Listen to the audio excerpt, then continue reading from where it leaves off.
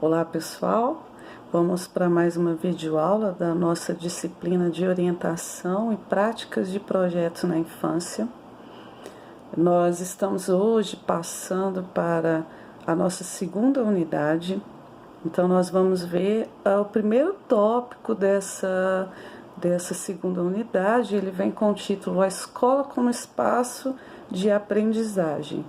Então, só observando novamente esse título, não é? A escola como espaço de aprendizagem, eu já chego à conclusão de que escola é lugar de aprender. Agora, como eu me organizo nesse espaço para que ele possibilite uma maior aprendizagem, é o que nós vamos ver hoje na nossa aula. Nós vamos estudar, a princípio, a organização do espaço e tempo, mas hoje nós vamos focar na organização do espaço para que haja essa aprendizagem. Então, a organização física, ela é muito importante no trabalho pedagógico, porque a organização física ela vai determinar o arranjo dos materiais, de tudo que eu tenho em mãos para trabalhar a aprendizagem dos meus alunos. Então eu preciso perceber se esse arranjo desses materiais depende das dimensões, se ele tem um espaço amplo ou um espaço restrito, se a sala é iluminada, é ventilada ou não. Então, dependendo de como encontra a estrutura, nós fazemos o arranjo que possibilite melhor essa aprendizagem. Nós sabemos que a nossa realidade ela realmente precisa ser organizada, né? Não é como deveria, como nós gostaríamos, embora os nossos CMEs, eles são bem que referência nesses espaços, então nós podemos nos organizar, mas nós não trabalhamos somente nos CMEs, nós trabalhamos também em escolas particulares, em salas de aulas que são menores, que têm uma maior demanda de alunos. Agora, como nós vamos organizar esses espaços é que vai fazer toda a diferença, né? Toda atividade que nós fazemos na educação infantil, como a gente já comentou, ela requer, gente, um espaço adequado. Então, por exemplo, se eu estou numa sala que é muito pequenininha, como que eu vou trabalhar a coordenação motora ampla com todos os alunos ali? E significa que esse espaço não é adequado para trabalhar a coordenação motora ampla. Se eu tenho um espaço que requer outras atividades como essa, tudo eu devo me adequar ao espaço que eu obtiver. Outra coisa que nós temos que observar é quanto à organização desse espaço. Gente, uma salinha de educação infantil, ela não pode ser tão arrumadinha que tenha tudo minuciosamente no lugar. Porque se eu entro numa sala e observo que aquela sala está com tudo muito organizado, uma sala de educação infantil, significa que as crianças que ali estão estudando, elas não estão explorando o espaço. Então, não é raro nós observarmos professores que deixam livros à disposição, mas que nós não mexem nos livros. Os livros não podem rasgar, os livros não podem mexer. Primeiro, nós temos que observar se os livros são adequados para aquelas crianças. E outra coisa, às vezes, alguns livros serão rasgados se eles forem observados, porque essas crianças, elas não têm a coordenação motora ainda que eu tenho, que você tem, eles estão ainda aprendendo a passar página. Observa que as crianças, quando vão passar página, quase que eles pegam a página e rasgam essa página.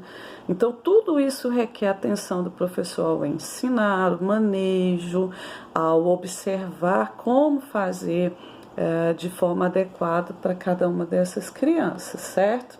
Outra coisa que nós temos que observar, essa sala é aquela desordem total, porque tem um extremo E outro, ou a sala é muito arrumada, ou a sala é tão desorganizada e tem brinquedo largado pelo chão. Essas crianças podem pisar, escorregar, joga todo o material de montar ali no chão e é hora das crianças brincarem. Depois essas crianças não pegam direito esses brinquedos, não é bem armazenado, criança pisa, escorrega.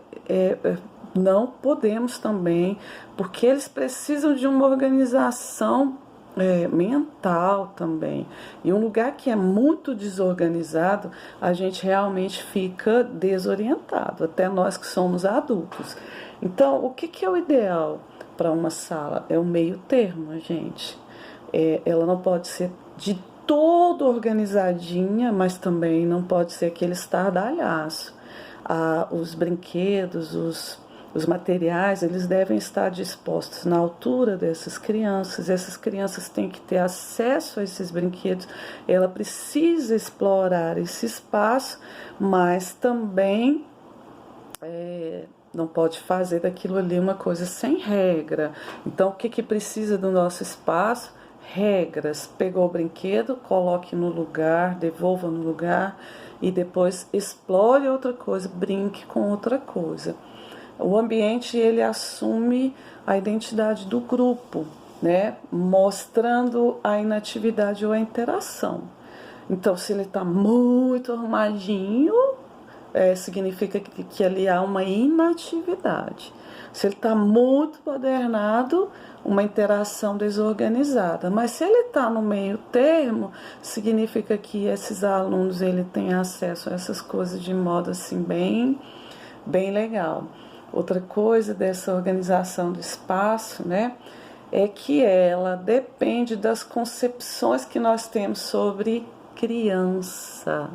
E depende também das concepções que nós temos sobre educação, gente.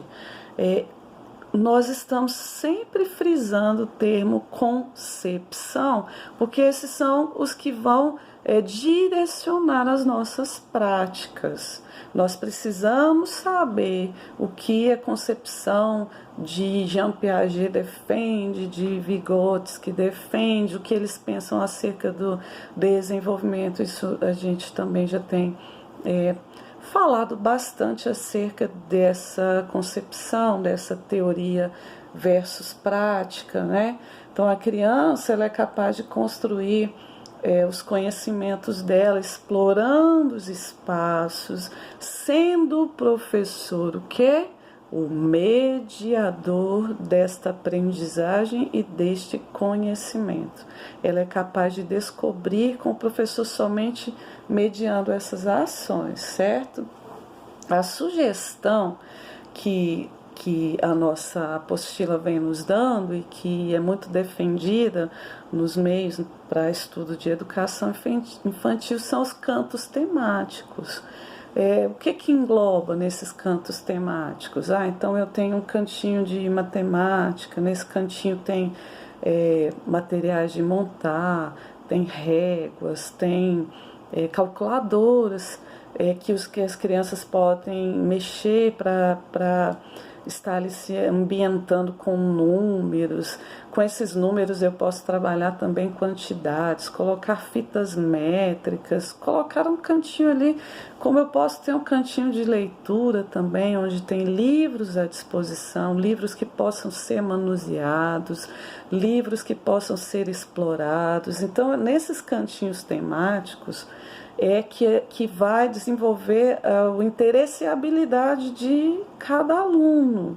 Então, tem um que vai preferir a matemática, tem outro que vai preferir as linguagens, tem outro que vai preferir as atividades sinestésicas, né, que vão trabalhar o movimento, sobe, desce. Então, o que a indicação é que tem esses cantinhos temáticos, né?